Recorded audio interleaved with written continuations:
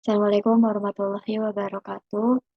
Saya akan mempresentasikan tugas manajemen risiko yang berjudul Kasus Pembekuan Kegiatan Usaha PT Bank Global oleh Bank Indonesia. Dosen Nurdaningsi SE MAK. Latar belakang masalah. Sejak tanggal 14 Desember 2004, Bank Indonesia atau BI membekukan kegiatan usaha atau BKU PT Bank Global Tbk. Akibatnya, sekitar 8.000 nasabah yang tercatat di 13 kantor bank terpaksa kerepotan mengurus dananya. Bukan hanya itu, ratusan investor publik pemegang saham juga menjadi tidak jelas investasinya.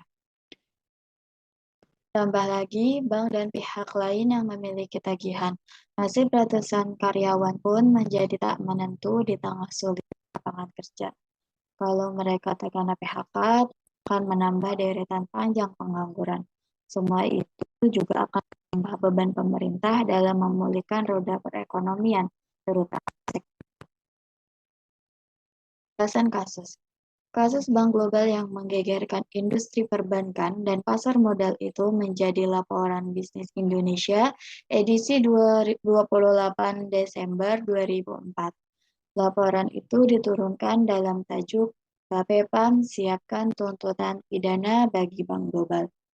Jelaskan dalam edisi 17 tahun yang lalu itu, Bapepam berencana membawa PT Bank Global Indonesia Tbk ke meja hijau dalam kasus pidana perdagangan fiktif obligasi. Badan itu juga meminta penjelasan 5 perusahaan efek lagi yang diduga membantu melakukan transaksi. Kabiro Pemeriksaan dan Penyidikan Badan Pengawas Pasar Modal atau Bapepam, Abraham Bastari mengatakan sebelum menyiapkan berkas acara pemeriksaan atau BAP, pihaknya akan melakukan penyidikan terlebih dahulu terhadap manajemen bank sebagai tersangka.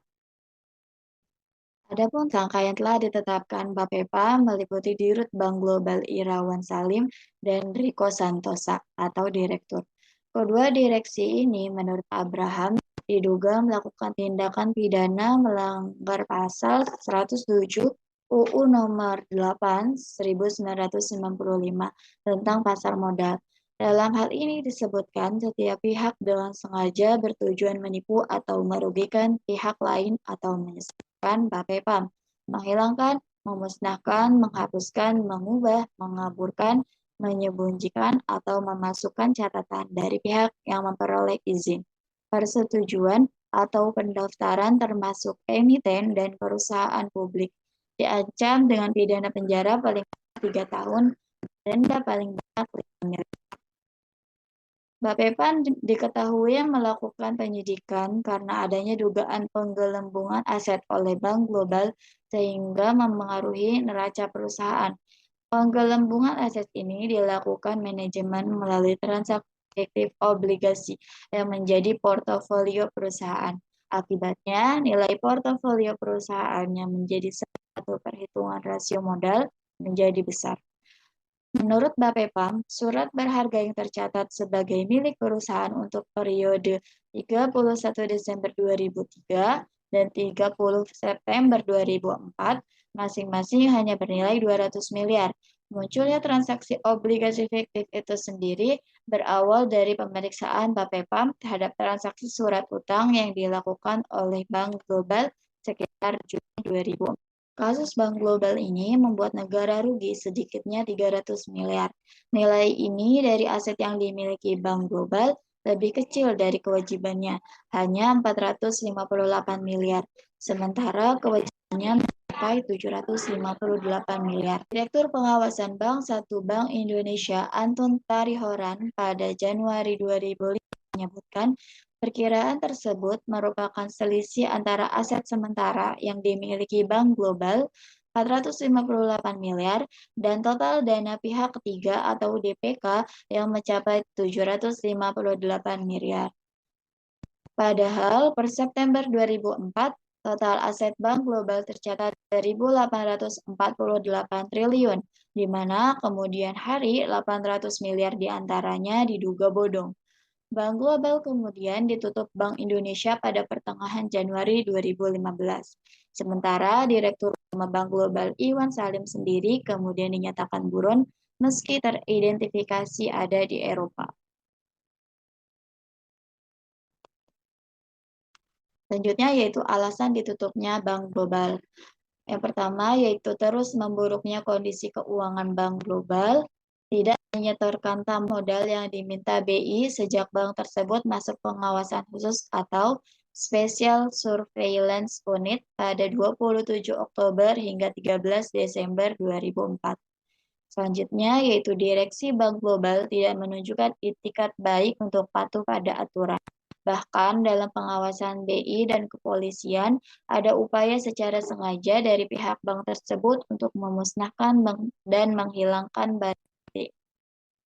Yang terakhir, direksi, pejabat eksekutif, dan beberapa karyawan bank publik ini diduga telah melakukan tindak pidana perbankan dengan merusak dan menghilangkan dokumen-dokumen penting bank.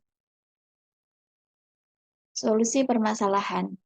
Yang pertama, sebagai perusahaan terbuka, semestinya bank global transparan dan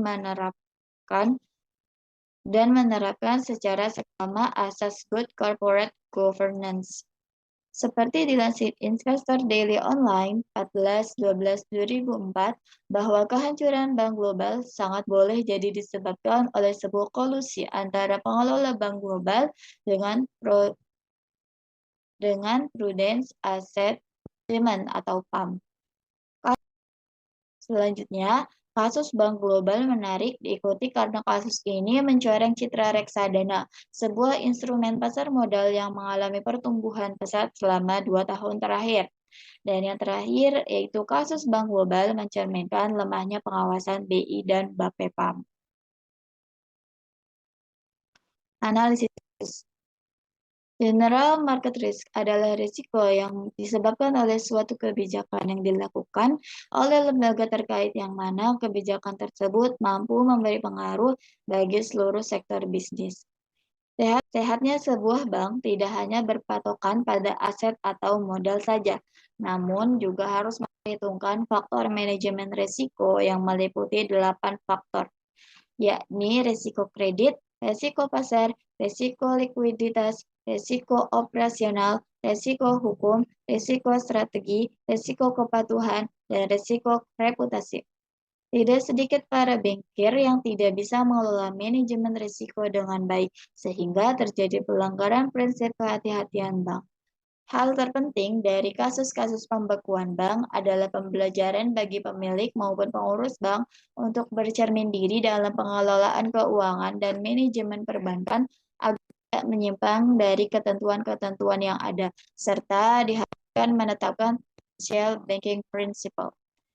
Lebih lanjut, bagi para nasabah agar tidak gegabah dan senantiasa berhati-hati jika ingin menempatkan dananya pada lembaga perbankan atau lembaga keuangan lainnya. Selanjutnya yaitu cara mendeteksi kecurangan atau fraud. Selanjutnya yaitu cara mendeteksi kecurangan atau fraud. Teknik pendeteksi kecurangan dapat dilakukan dengan 2 cara, yaitu 1. Critical Point Auditing atau CPA adalah merupakan suatu teknik di mana melalui pemeriksaan atau catatan pembukuan, gejala suatu manipulasi dapat diidentifikasi. Critical Point Auditing ini adalah A. Analisis tren. Pengujian ini terutama dilakukan atas kewajaran pembukuan pada rekening buku besar dan menyangkut pola pembandingannya dengan data sejenis untuk periode sebelumnya maupun dengan data sejenis dari cabang-cabang perusahaan. B. Pengujian khusus dilakukan secara kegiatan-kegiatan yang memiliki risiko tinggi untuk terjadinya kekurangan.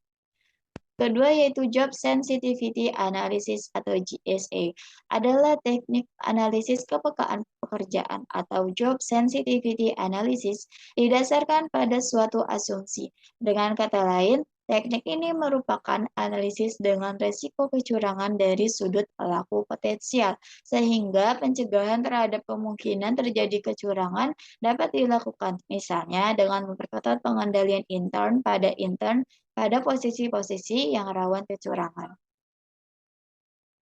Selanjutnya adalah pencegahan kecurangan atau fraud. Pencegahan kecurangan pada umumnya adalah aktivitas yang dilaksanakan manajemen dalam hal penetapan kebijakan, sistem, dan prosedur yang membantu meyakinkan bahwa tindakan yang diperlukan sudah dilakukan Dewan Komisaris, manajemen, dan personil lain perusahaan untuk dapat memberikan keyakinan memadai dalam mencapai tiga tujuan pokok, yaitu keandalan pelaporan keuangan, efektivitas dan efisiensi operasi, serta kepatuhan terhadap hukum dan peraturan yang berlaku. Berikut hal-hal yang bisa dilakukan untuk mencegah terjadinya kecurangan atau fraud. Yang pertama yaitu membangun struktur pengendalian intern yang baik. Yang kedua, mengefektifkan aktivitas pengendalian. Yang ketiga, meningkatkan kultur organisasi. Dan yang terakhir, mengefektifkan fungsi internal audit.